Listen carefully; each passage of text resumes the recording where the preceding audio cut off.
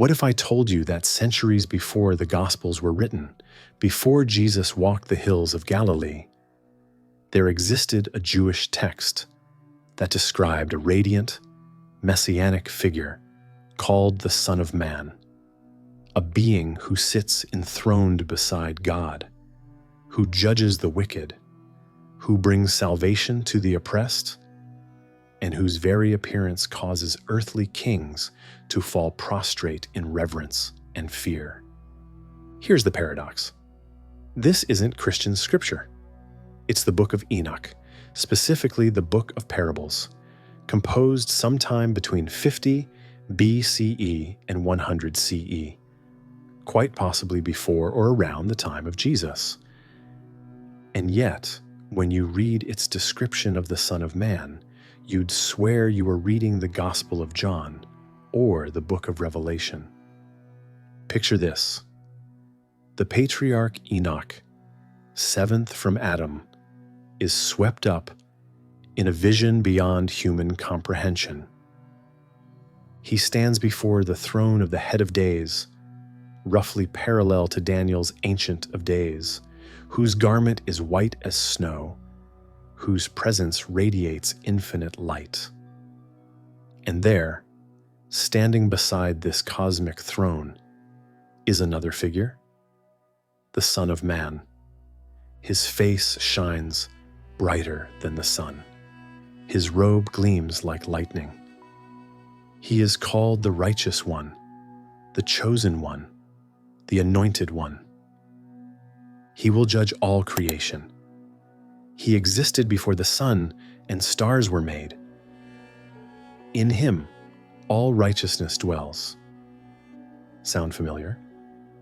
For nearly 2 millennia, this text was lost to most of the world, preserved only in Ethiopian Christianity, while Western churches forgot it existed. When European scholars rediscovered it in the 18th century, they were stunned. How could a Jewish text describe a Messiah figure so eerily similar to Jesus Christ? Was this prophecy, coincidence, or evidence of a suppressed strand of pre-Christian theology that challenges everything we thought we knew about the origins of messianic expectation? Today, we're going to explore one of the most fascinating and controversial figures in ancient apocalyptic literature, the Son of Man in the book of Enoch. We'll dive into the throne room visions that describe him, wrestle with the scholarly debates about Christian borrowing versus parallel development, investigate why this figure was hidden from most religious traditions for centuries, and discover what this ancient vision of a hidden Messiah might mean for our modern world.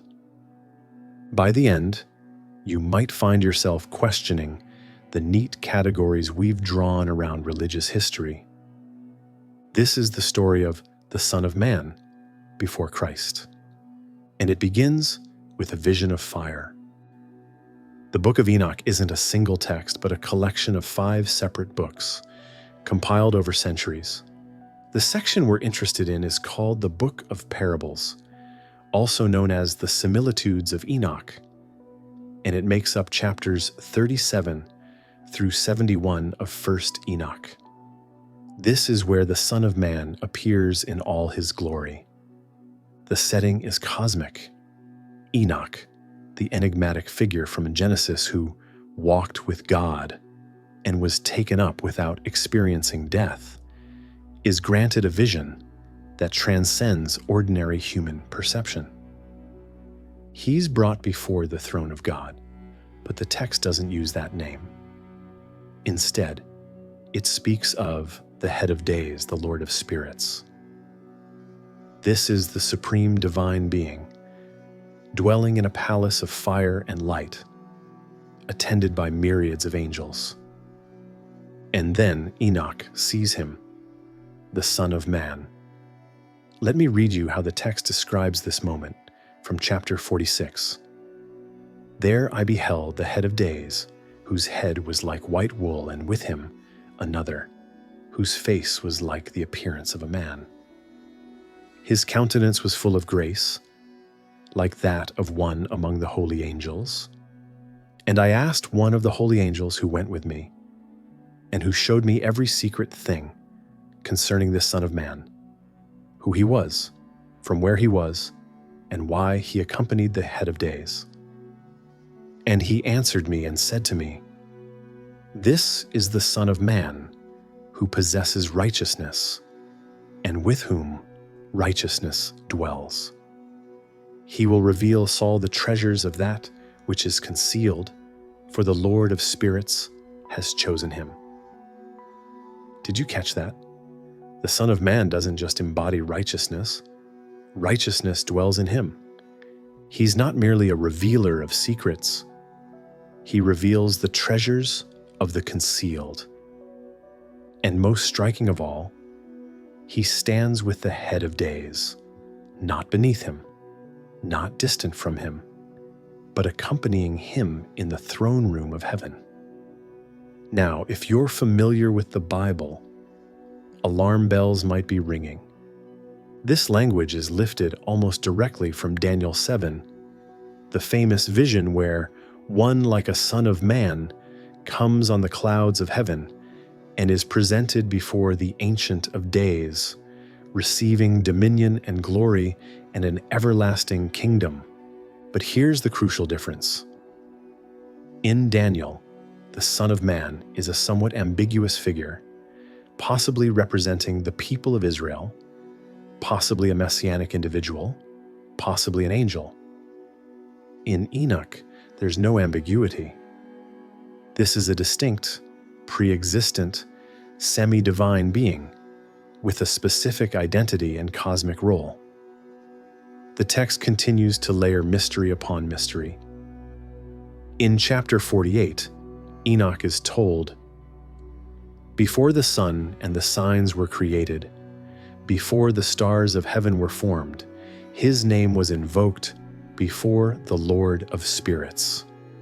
He will be a staff for the righteous, that they may lean upon him and not fall. He will be the light of nations and the hope of those who grieve in their hearts. All who dwell upon the earth will fall down and worship before him, and they will glorify, bless, and sing praise to the name of the Lord of spirits." His name existed before creation. Read that again. Before the cosmos itself came into being, this figure already had a name, already had a destiny. He is pre-existent, not in the sense of being created first, but in the sense of transcending creation altogether. What does the Son of Man do in this vision? The text is clear and remarkably consistent across the parables. First, he judges. Chapter 62 describes how kings and the mighty will see him seated on the throne of glory and will be seized with dread and trembling. They will be cast down, their faces filled with shame, darkness their dwelling place. These are the oppressors, the powerful who crush the righteous, and now they face cosmic justice delivered by the Son of Man. Second, he saves. The righteous and the chosen will be vindicated. They will feast with the Son of Man, dwelling in his presence forever. The text says, "The righteous and chosen will be saved on that day, and the faces of the sinners and the unrighteous will no longer be seen. The Lord of spirits will dwell over them, and with that Son of Man, they will eat, lie down, and rise up forever and ever." Third, he reveals. He discloses hidden wisdom, unveils the mysteries of righteousness and judgment, and makes known the ways of the Lord of spirits. This isn't just executive judgment, it's epistemological transformation. Through the Son of Man, the the cosmos becomes transparent. But here's where it gets even stranger. In chapter 71, at the climax of Enoch's vision, something shocking happens. The angel addresses Enoch directly. "You are that Son of Man who was born to righteousness, and righteousness dwells in you, and the righteousness of the Head of Days will not forsake you." Wait, Enoch is the Son of Man? The seer becomes the figure he's been seeing? Scholars have debated this passage for over a century. Some see it as a later interpolation, added by a scribe who wanted to connect Enoch more directly to the messianic figure. Others read it as symbolic identification. Enoch participates in the Son of Man's identity without being identical to him, a kind of theosis or deification where the righteous human is transformed into a divine being. Still, others argue the text is teaching something profound about the fluidity of identity in mystical experience. We'll return to this puzzle, but for now, let's sit with the strangeness of it. Enoch sees the Son of Man. Then Enoch becomes, or is identified with, the Son of Man. Identity becomes fluid. Prophetic witness merges with prophetic fulfillment. Why does any of this matter? Because when we turn to the New Testament, we find Jesus using Son of Man as his primary self-designation. Not Messiah, not Son of God in most cases, but Son of Man. He speaks of the Son of Man coming on the clouds of heaven, of the Son of Man being seated at the right hand of power, of the Son of Man having authority to forgive sins. And suddenly, the Enochic vision becomes urgently relevant. Did Jesus know this text? Did his followers? Did the title carry all this apocalyptic weight, pre-existence, cosmic judgment, enthronement beside God when Jesus used it? These are not comfortable questions for those who prefer neat historical categories. They suggest a much richer, stranger landscape of Jewish messianic expectation than we've typically imagined. They hint at a tradition where a divine human mediator figure, distinct from yet intimately connected with God, was already imagined and discussed long before the Christian Church formulated its doctrines of Christ's divinity. Which brings us to our next question. Who exactly is this Son of Man? Is he divine, angelic, or human? And how did ancient interpreters understand his relationship to God, to humanity, and to the Messiah? The Son of Man in Enoch resists easy classification. He's not quite God, yet he possesses attributes we'd normally reserve for the divine. He's not quite human, yet he's called Son of Man, which in Hebrew idiom means human being. He might be an angel, but if so, he's unlike any other angel in Jewish literature. Let's start with the divine characteristics. The Son of Man is pre-existent, his name invoked before the creation of the world. This alone places him in a category beyond typical messianic figures. King David, for instance, wasn't pre-existent. Neither were the prophets.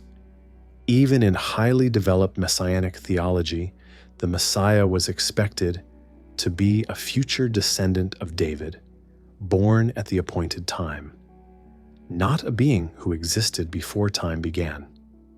The Son of Man sits on God's throne. Read that carefully. Not beside the throne, though that's also mentioned, on the throne.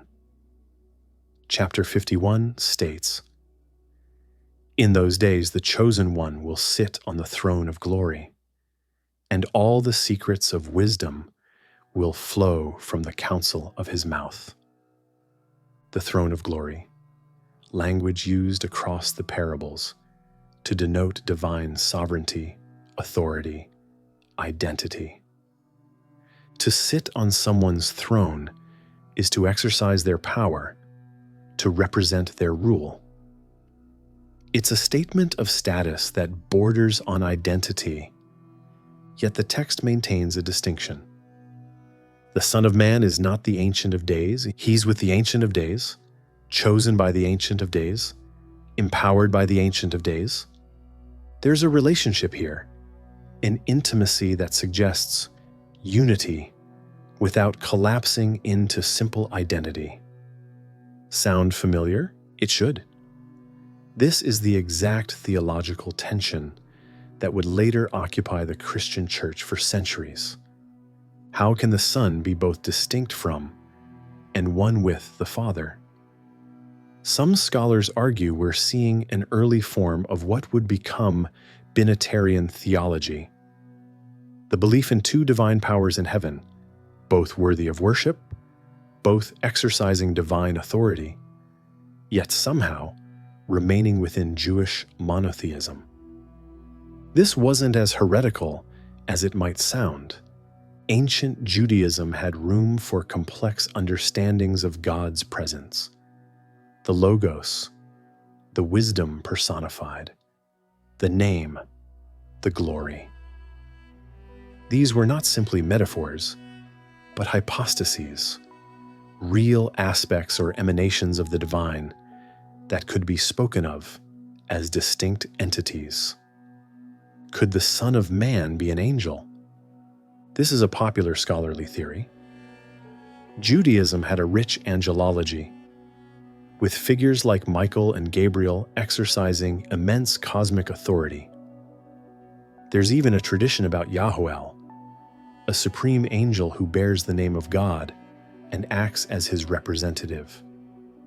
Some scholars point to the angel Metatron, who in later Jewish mysticism is said to sit on a throne beside God and is identified with Enoch himself. But here's the problem. The Son of Man in Enoch does things angels don't do. Angels worship. The Son of Man receives worship. Angels are created.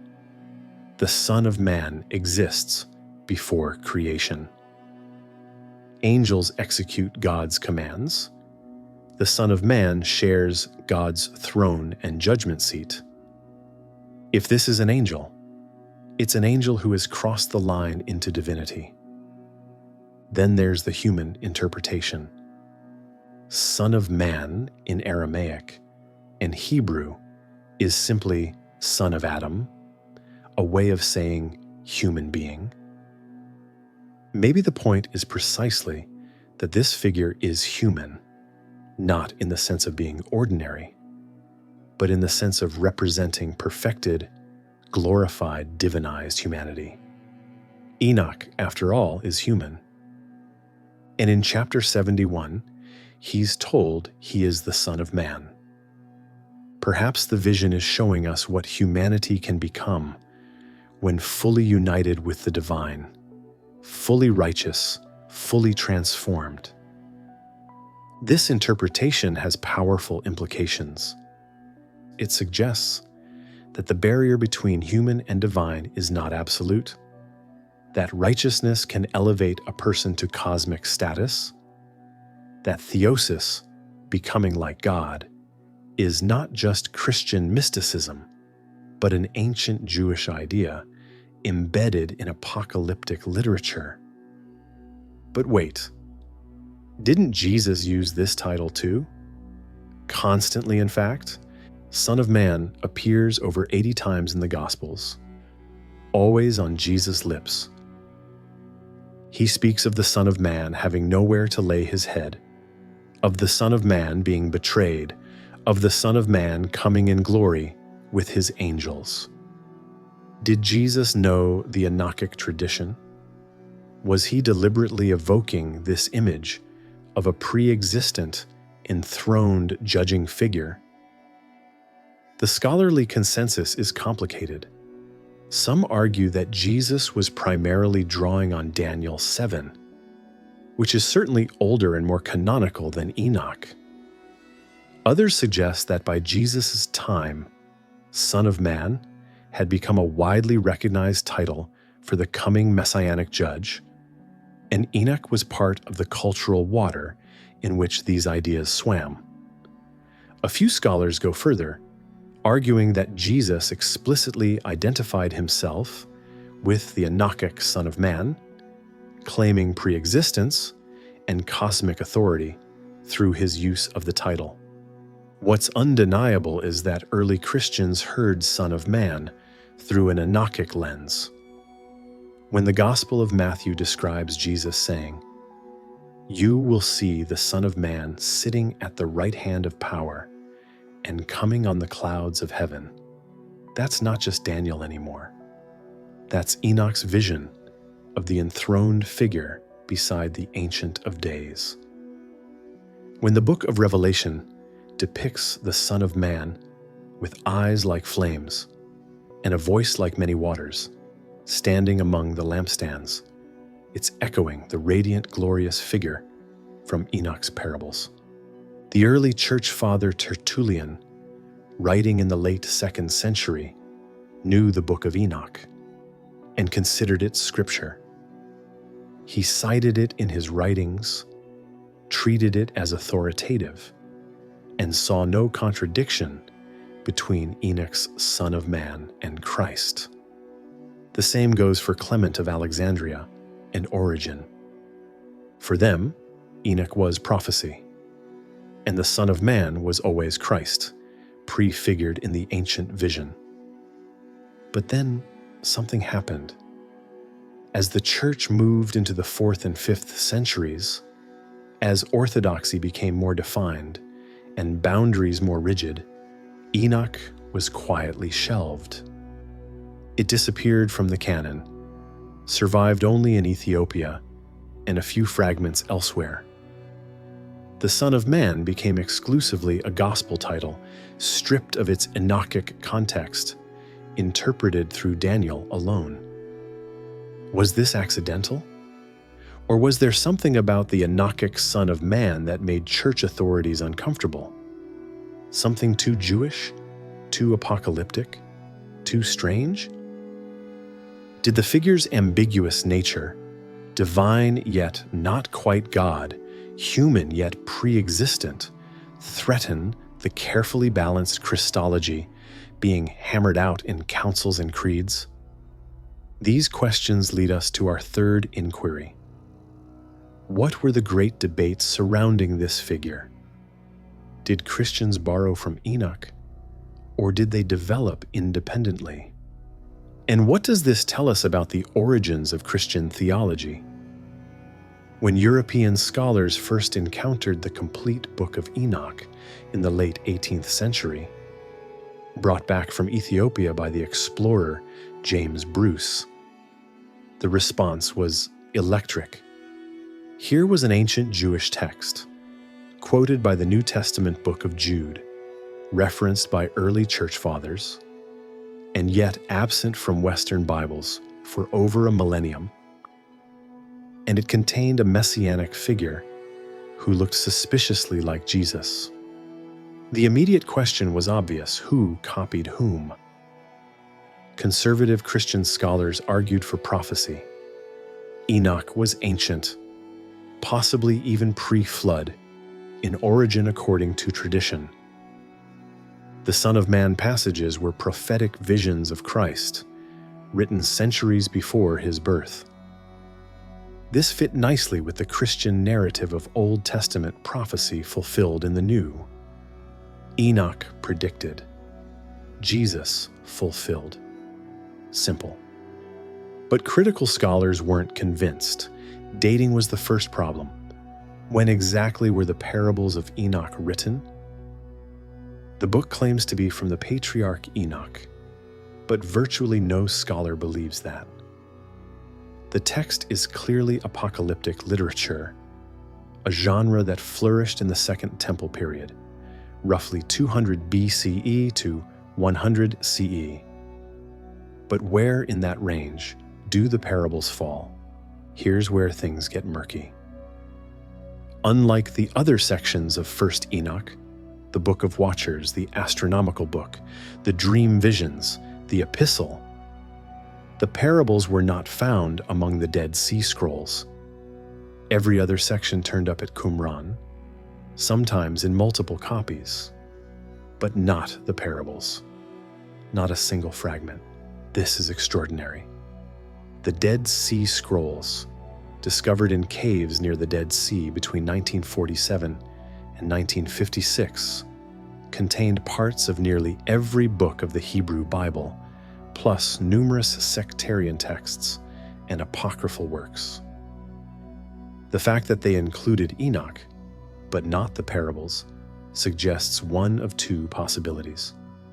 Either the parables were composed after the Qumran community stopped copying texts around 68 CE when the Romans destroyed the settlement, or the parables existed but were deliberately excluded by the Qumran community for some reason. Most scholars lean toward the first option. The parables, they argue, were likely composed sometime in the 1st century CE, possibly as late as 50 to 70 CE. If that's true, it's contemporary with the Gospels, or even slightly later, which means the question of borrowing becomes much more complex. Could the parables have been influenced by early Christian preaching about Jesus as the Son of Man? It's possible. By mid-1st century, Christian communities were spreading throughout the Roman Empire, proclaiming Jesus as the Messiah who would return as judge. If the author of the parables encountered these ideas, they might have woven them into a Jewish apocalyptic framework, creating a Son of Man figure that reflected Christian influence. But there's a problem with this theory. The parables are thoroughly Jewish. There's no mention of a crucified Messiah, no resurrection on the 3rd day, no new covenant, no superseding of Torah. The Son of Man in Enoch vindicates the righteous of Israel, judges the Gentile oppressors, and establishes God's kingdom, but in a framework that remains entirely within Jewish apocalyptic expectation. If this were Christian propaganda, it's remarkably subtle. Other scholars argue for parallel development. Both Jesus and the parables, they suggest, were drawing from a common well of Jewish apocalyptic thought that included Daniel 7, Ezekiel, and perhaps other lost texts. The Son of Man was already a concept circulating in certain Jewish circles, not as a title for a specific individual, but as a symbol of the coming righteous judge, the representative of God's people, the agent of eschatological transformation. In this view, Jesus used Son of Man because it was already meaningful in his context. The parables develop the concept independently, working out its implications in visionary detail. Both were responses to the same cultural moment: Jews living under Roman oppression, yearning for divine intervention, imagining a cosmic reversal where the mighty would fall and the righteous would be exalted. This theory has the advantage of not requiring direct borrowing in either direction. It explains why the Son of Man language feels similar without being identical, why both emphasize judgment and vindication, why both connect to Daniel 7. It treats both Jesus and Enoch as creative interpreters of a shared tradition rather than one copying the other. But does it work? Can we really imagine two independent developments producing such strikingly similar ideas? Pre-existence, enthronement, cosmic judgment, vindication of the righteous, rejection of the powerful. These aren't generic messianic features. They're specific, detailed, and remarkably aligned. Some scholars have proposed a more radical solution. What if the parables are earlier than we think? What if they predate Jesus, composed in the 1st century BCE or even the 2nd? The absence from Qumran might not be a dating indicator, but a sectarian one. Perhaps the Qumran community rejected the parables because they disagreed with its theology, particularly its high Christology-like portrayal of the Son of Man. If the parables are pre-Christian, then the question reverses. Did Jesus and the early church borrow from Enoch? Did they know this text and deliberately adopt its Son of Man imagery? This would explain why Son of Man became Jesus' preferred self-designation, despite being relatively rare in earlier Jewish messianic expectation. It would explain the cosmic, pre-existent claims made about Jesus in texts like the Gospel of John. It would provide a missing link in the development of Christian Christology. But it raises uncomfortable questions for traditional Christianity. If Jesus was drawing on Enoch, does that mean his claims to divinity were less original than we thought? Does it reduce the incarnation to a literary borrowing? Does it suggest that Christianity is less unique, more derivative, than believers have maintained? Not necessarily. Even if Jesus knew Enoch, even if he deliberately evoked its Son of Man imagery, that doesn't mean he was merely copying. It could mean he was fulfilling, not in the simple sense of prophecy fulfilled, but in the deeper sense of archetype embodied. The Enochic Son of Man was a vision, a hope, a symbol of what could be.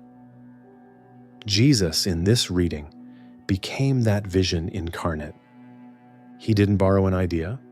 He lived it, actualized it, transformed a literary figure into historical reality. This is essentially how the early church fathers understood it. Tertullian, Clement, Origen, they all knew Enoch, and they all read it as prophecy. Not because they naively believed Enoch personally wrote it, but because they saw it as part of God's progressive revelation.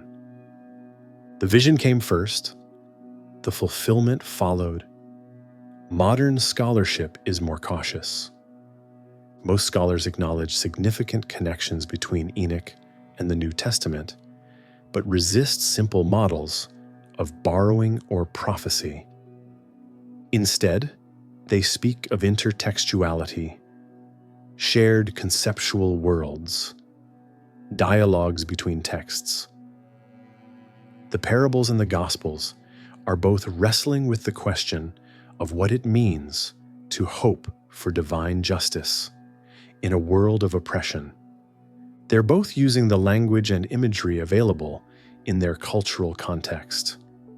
Whether one directly influenced the other matters less than recognizing they're part of the same conversation. But here's what's undeniable. For centuries, this conversation was suppressed. The Book of Enoch vanished from Western Christianity, surviving only in Ethiopia. The Son of Man was reinterpreted solely through Daniel and the Gospels, stripped of its Enochic context.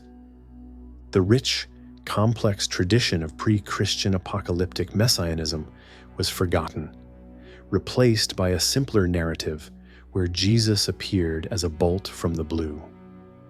Why? What was so threatening about Enoch that it had to be hidden? And what does its rediscovery tell us about the stories we tell ourselves regarding religious origins? The story of Enoch's disappearance, is a story of boundaries, orthodoxy, and the consolidation of power. It's also a story with more questions than answers. Let's start with what we know. In the 1st and 2nd centuries CE, the Book of Enoch was widely read and respected in certain Christian communities.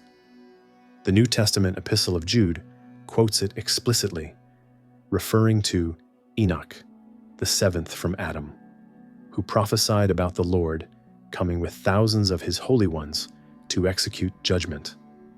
Early church fathers like Barnabas, Irenaeus, and Tatian cited or alluded to it, while Tertullian, writing around 200 CE, explicitly treated Enoch as scripture. Clement of Alexandria and Origen also cited it respectfully, though they were more cautious about its canonical status. Tertullian defended Enoch's authority by arguing that Noah would have preserved it through the flood. He saw no contradiction between Enoch and Christian teaching. For him, the book was ancient prophecy, validated by its quotation in Jude and its testimony to Christ. But something shifted in the 3rd and 4th centuries. As the church became more institutional, as councils met to define orthodox doctrine, as the biblical canon was slowly solidified, Enoch began to disappear from approved lists. It wasn't included in the canonical lists at Laodicea, 363 CE, and Carthage, 397 CE, and gradually fell out of use in the Latin West. Jerome, the great biblical translator, rejected it.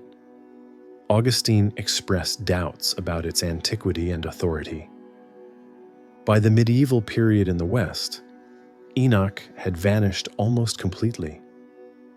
Fragments survived in quotations, and a few scholars were vaguely aware that such a book once existed, but the actual text was gone. It was as if a door had closed, and an entire tradition had been locked away. Yet in Ethiopia, something different happened. The Ethiopian Orthodox Church preserved Enoch as canonical scripture, copying it in Ge'ez, the liturgical language of Ethiopian Christianity. There it was never lost, never forgotten, never problematic.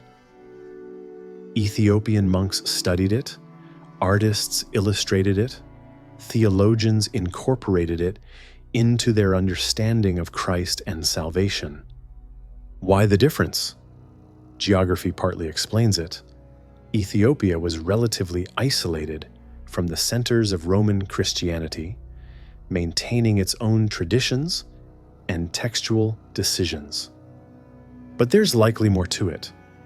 Ethiopian Christianity had deep connections to Jewish traditions, to apocalypticism, to mysticism. The figure of Enoch fit naturally into their theology. They had no need to suppress it. But why did the West suppress it? Several theories circulate among scholars, each revealing different anxieties within developing Christian orthodoxy. Theory 1: theological discomfort. The Son of Man in Enoch is too ambiguous. Is he divine or angelic? Human or heavenly? Pre-existent or exalted? As the Church hammered out its Christology, especially at councils like Nicaea in 325 CE and Chalcedon in 451 CE, clear categories became essential. Christ was fully God and fully human, one person in two natures, begotten, not made, of one substance with the Father. The Enochic Son of Man didn't fit neatly into this framework. He was too fluid, too open to multiple interpretations. Removing Enoch removed a potential source of heresy. Theory 2: Jewish associations. By the 4th century, Christianity was increasingly defining itself against Judaism, emphasizing discontinuity over continuity. A text that was thoroughly Jewish in character, that made no explicit reference to Jesus, that placed a Jewish visionary at the center of cosmic revelation. Such a text might muddy the waters. Better to focus on prophecies that Christians could clearly claim as about Jesus, Isaiah, Psalms, Zechariah. Enoch was too Jewish, too apocalyptic, too strange. Theory 3. Canon politics. The process of canonization wasn't just about identifying true scripture. It was about consolidating authority. Bishops and councils gained power by defining boundaries. This is in, that is out, we decide, you accept. Enoch was problematic because it was popular at the margins, among groups that sometimes challenged episcopal authority. Excluding it was a way of asserting control, of saying, we determine what's scripture, not tradition, not popular piety. Theory 4. The Enoch-Metatron problem. In later Jewish mysticism, especially in texts like 3rd Enoch, the patriarch Enoch is transformed into the angel Metatron, the lesser YHWH, who sits on a throne beside God and bears God's name. This tradition may have been developing already in the early centuries CE. Christian authorities, hearing echoes of this in 1st Enoch's identification of Enoch with the Son of Man in chapter 71, may have recoiled. The idea of a human becoming divine, sitting on God's throne, challenged Christian claims about Jesus' unique divinity. If Enoch could become the Son of Man, what made Jesus special? None of these theories alone explains everything, but together they paint a picture of a text that was gradually seen as more trouble than it was worth. Not heretical enough to warrant burning and explicit condemnation, but strange enough, ambiguous enough, complicating enough that it was easier to simply let it fade away. And fade it did. For over 1,000 years in the West, the Book of Enoch existed only as a rumor, a title in old catalogs, a few quotations in patristic writings. The Son of Man vision was forgotten, replaced by interpretations of Daniel 7 that didn't require grappling with Enoch's cosmic throne room scenes. Then came James Bruce. In 1773, the Scottish explorer returned from Ethiopia, carrying 3 complete manuscripts of the Book of Enoch in Ge'ez. It was an astonishing discovery. Scholars rushed to translate it, first into English, then into other European languages. By the mid-19th century, the full text was available to Western readers for the first time in over a millennium. The reaction was explosive. Here was a text that predated Christianity, yet described a messianic Son of Man in language that seemed borrowed from the Gospels. Except the borrowing, if any, went the other way. Liberal scholars seized on it as evidence that Christianity was less original than claimed. Conservative scholars scrambled to explain it, arguing for prophecy or for late dating. Jewish scholars were fascinated by this window into Second Temple apocalypticism, a genre that had largely been lost with the destruction of the Jerusalem Temple in 70 CE. Then in 1947 came the Dead Sea Scrolls. Among the hundreds of texts discovered in the Qumran caves were fragments of Enoch, but as we've noted, not the parables. This discovery confirmed that at least parts of Enoch circulated in Jewish communities around the time of Jesus. It also reignited debates about dating and influence. If the parables weren't at Qumran, did that mean they were later, Christian, or simply not favored by the Qumran community? The debates continue today. But what's beyond debate is that for centuries, a major piece of the apocalyptic puzzle was deliberately removed from Western consciousness. The Son of Man of Enoch was hidden, and with him, an entire strand of messianic theology that might have complicated, enriched, or challenged how Christianity understood its own origins. The question for us in our time is, what does it mean to rediscover this hidden figure? What does the Son of Man have to say to a modern world that no longer expects apocalyptic judgment, but still yearns for justice, transformation, and hope? Strip away the theological debates, the dating controversies, the questions of borrowing and influence. What remains when we encounter the Son of Man on his own terms?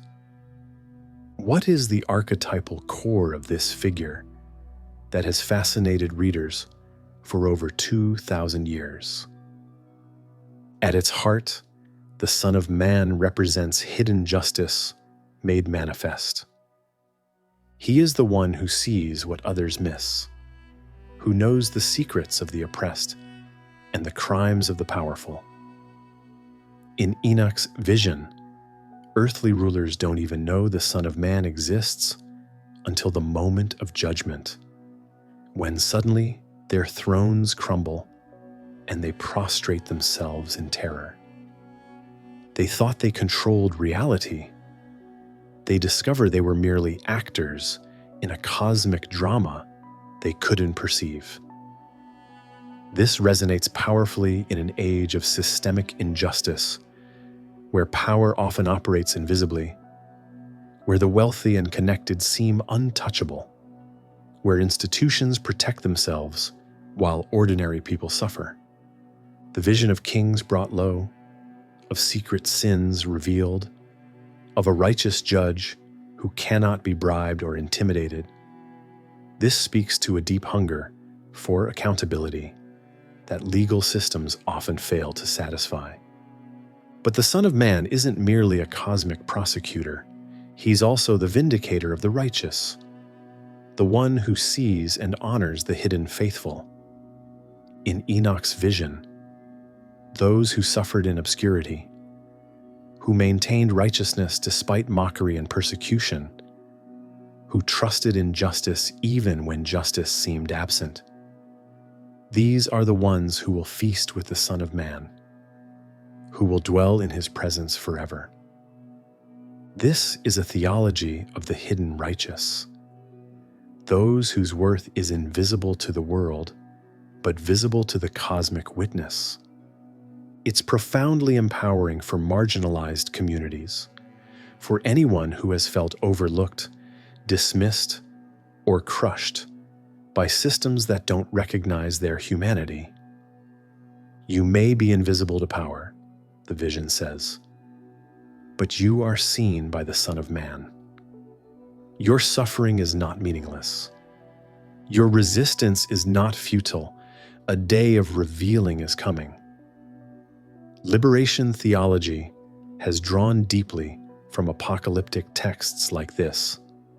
Scholars like John Sobrino and Gustavo Gutierrez have pointed to the preferential option for the poor embedded in apocalyptic visions. God sides with the oppressed, and the coming kingdom will overturn present hierarchies. The Son of Man, in this reading, is the symbol of God's solidarity with those who suffer unjustly, the promise that the current order is not final.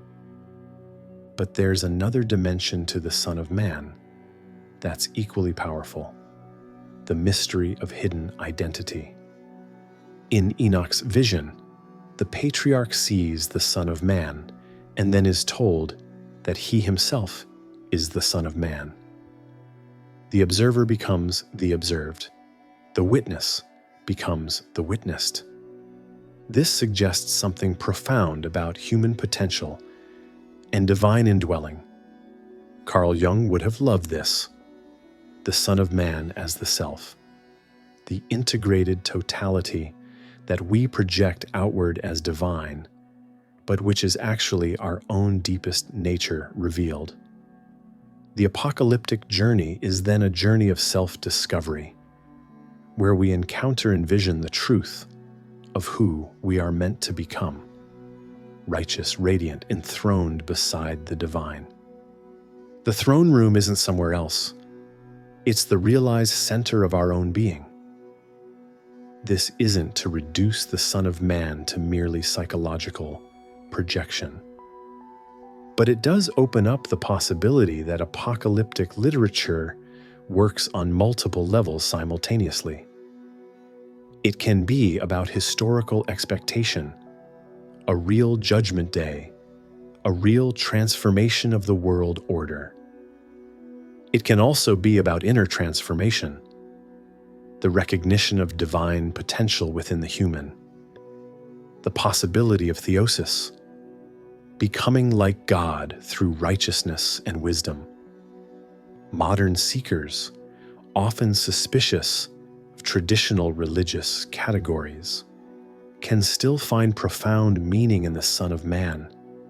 He represents the ideal of moral clarity in a world of ethical confusion, the hope of justice in a world of impunity, the promise of recognition for those who maintain integrity despite cost.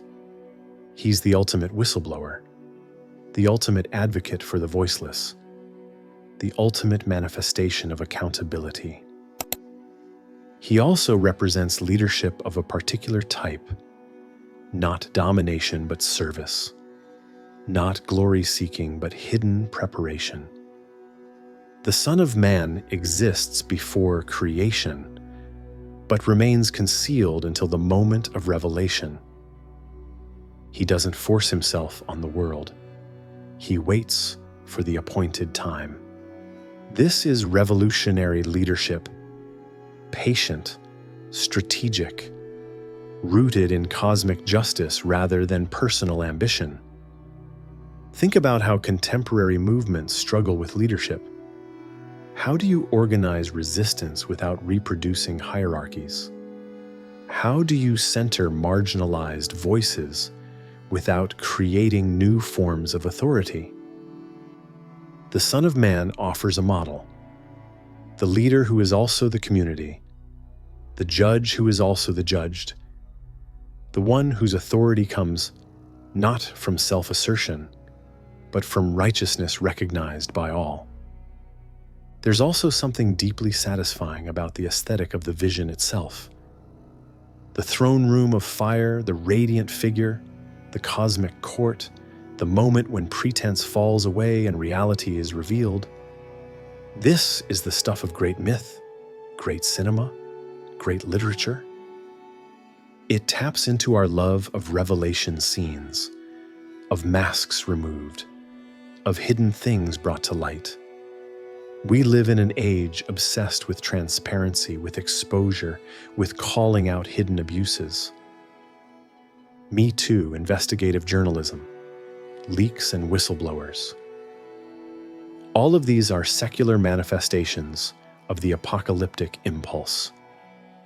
We want the Son of Man's judgment, see everything, reveal everything, vindicate the victims, punish the perpetrators. The ancient vision speaks to contemporary yearning. But here's the tension. Apocalyptic expectation has a dark side. It can breed passivity. Why work for change if God will soon overturn everything? It can breed self-righteousness. I'm among the righteous who will be vindicated. My enemies are among the wicked who will be judged. It can breed escapism. This world is irredeemable, so I just wait for the next one.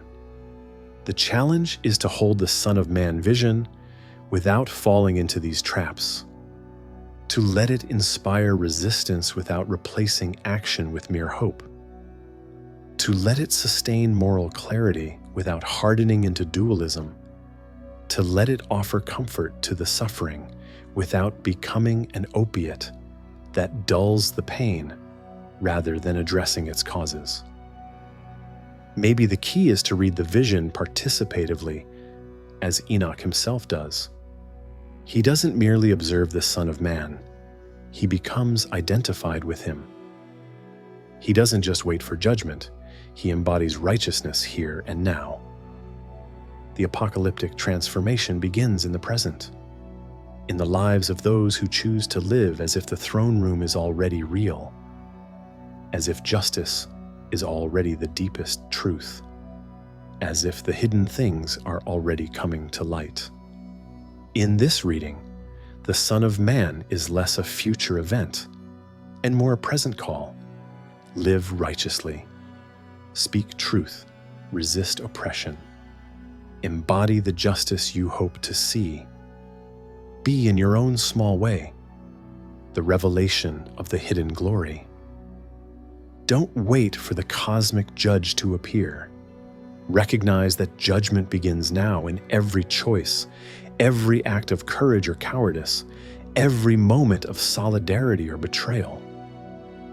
This is what makes the Son of Man a living symbol rather than a relic of ancient apocalypticism. Every generation must discover its own meaning in the vision, its own way of embodying the hidden righteousness that will be revealed. For first-century Jews under Rome, it meant hope for liberation. For Ethiopian Christians, it meant cosmic validation of their faith. For liberation theologians, it meant God's solidarity with the poor. For modern seekers, it might mean the integration of shadow and light, the recognition of divine potential, the commitment to transparency and justice. The Son of Man remains hidden until he is revealed. But maybe revelation isn't just one future moment. Maybe it's ongoing. Every time someone chooses righteousness over convenience, truth over lies, justice over self-interest, maybe we're all potential sons of man, waiting to be recognized for who we really are. We began with a question. How could a text written centuries before Christianity describe a radiant Son of Man enthroned beside the Ancient of Days, a messianic figure who sounds uncannily like Christ?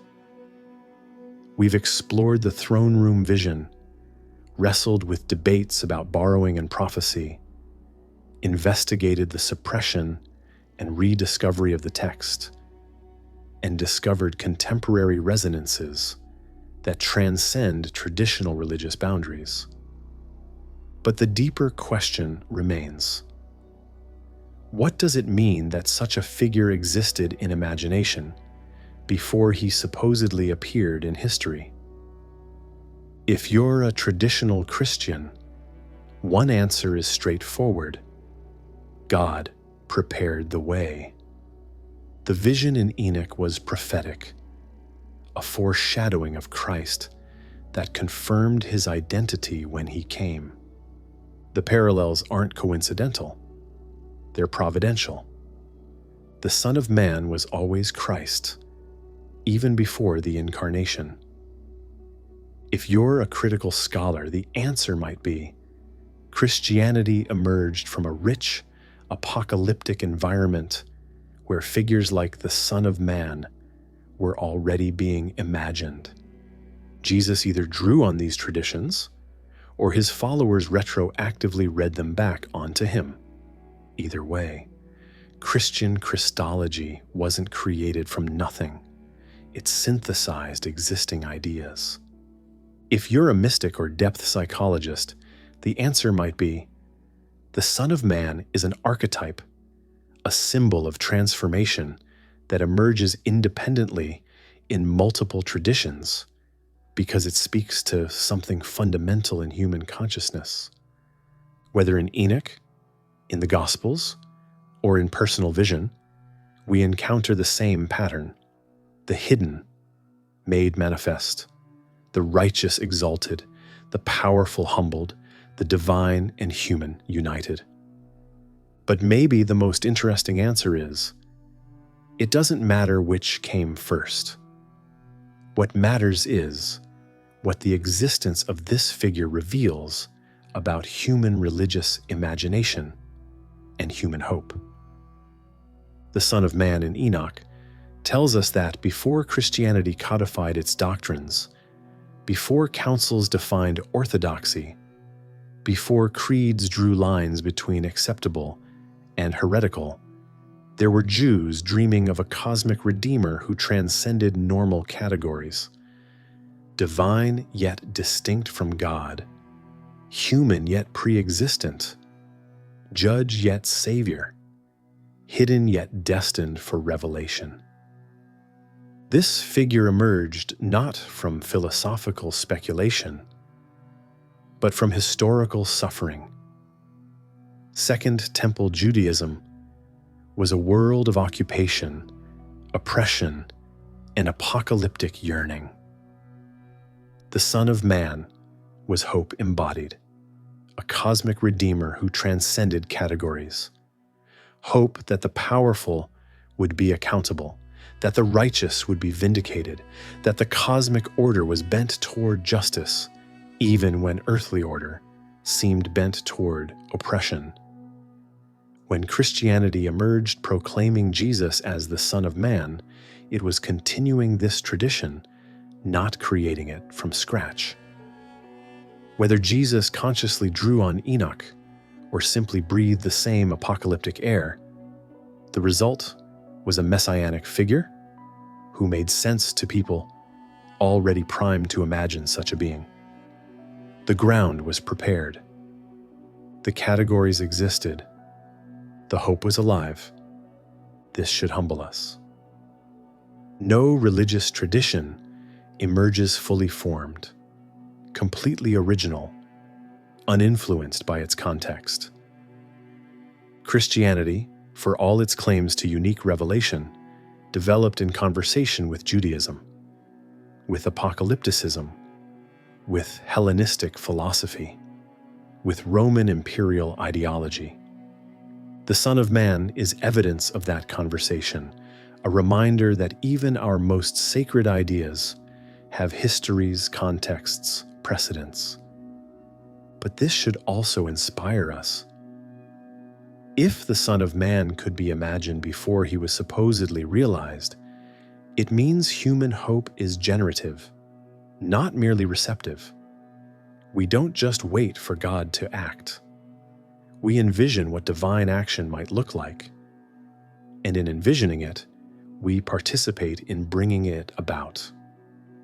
The throne room vision in Enoch wasn't passive prediction. It was active imagination, shaping the possibilities for how redemption could be understood. The rediscovery of Enoch in the modern era is itself a kind of apocalypse, an unveiling. It reveals that the history we thought we knew was incomplete, that the neat categories we drew between Jewish and Christian, human and divine, prophecy and fulfillment, were more porous than we imagined.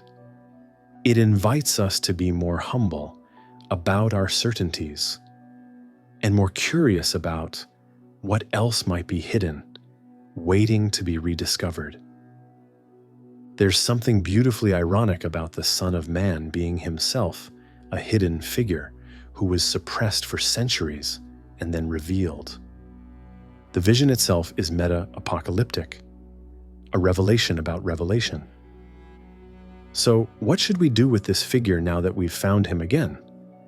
We could treat him as a historical curiosity, a footnote in comparative religion courses. We could weaponize him in arguments about Christian origins. We could dismiss him as ancient mythology with no contemporary relevance. Or we could let him do what apocalyptic figures are meant to do: challenge our complacency, expand our imagination, redirect our hope. The Son of Man, in his throne room, radiant and just, seeing all, revealing all, vindicating the righteous, and overthrowing the powerful. This is not a comfortable vision. It's a confrontational one. It asks, where do you stand? With the oppressors who will be cast down, or with the righteous who will be exalted? Do you live as if hidden things will be revealed? Do you act with the knowledge that a cosmic witness sees what human witnesses miss? These questions transcend religious boundaries. You don't have to believe in a literal apocalypse to recognize that history often bends toward revelation. Crimes hidden for decades come to light, systems that seemed permanent collapse. In our era, investigations and leaks play the apocalyptic role, unveiling what power hides. And you don't have to be religious to recognize the human need for vindication that the Son of Man represents. Every person who has suffered injustice carries a version of this hope: that someone sees, someone knows, someone will ultimately make it right. Whether we call that someone the Son of Man, or conscience, or history, or the moral arc of the universe, the hope is the same. Perhaps the greatest gift of Enoch's Son of Man is that he refuses simple categorization: divine or angelic or human, pre-Christian or post-Christian, prophecy or myth. He resists our either-or thinking, demanding instead that we hold multiple possibilities at once. He's a figure of both and, both human and more than human, both ancient and contemporary, both specifically Jewish and universally resonant. In a world increasingly divided by rigid categories, us and them, orthodox and heretical, believer and skeptic, the Son of Man offers a different model. He's the one who sits between heaven and earth, between God and humanity, between judgment and mercy. He's the mediating figure, the bridge, the one who makes connection possible. Maybe that's what we need most right now. Not more certainty, not clearer boundaries, not purer orthodoxies, but figures of connection, symbols that link heaven and earth, past and future, justice and mercy, transcendence and immanence. The Son of Man in Enoch can be that figure if we let him. He's been hidden long enough. He's been rediscovered. The question now is, what will we do with him? Will we try to pin him down, to make him fit our categories? Or will we let him remain what he's always been, gloriously ambiguous, radically hopeful, eternally challenging? The throne room awaits. The Ancient of Days sits in fire and light, and the Son of Man stands beside him, radiant as the sun, waiting for the moment when hidden things become manifest, when the righteous are vindicated, when the world as we know it gives way to the world as it should be. That moment, Enoch tells us, is coming. It's been coming for thousands of years. It's always coming. And in some sense, it's already here. In every act of justice, every revelation of truth, every recognition of hidden righteousness, the Son of Man was hidden before Christ. He was hidden after Christ. And now he's revealed again, not to settle debates, but to open them, not to close questions, but to invite us deeper into the mystery of hope, justice, and transformation. Welcome to the throne room. Welcome to the vision. Welcome to the eternal question of what it means to be human in a cosmos that yearns for redemption. the Son of Man is waiting. He's been waiting all along, and perhaps, in ways we barely understand, we are Him, and He is us. And the revelation is not something that will happen, but something that's happening now, in this moment, as you read these words and wonder what comes next.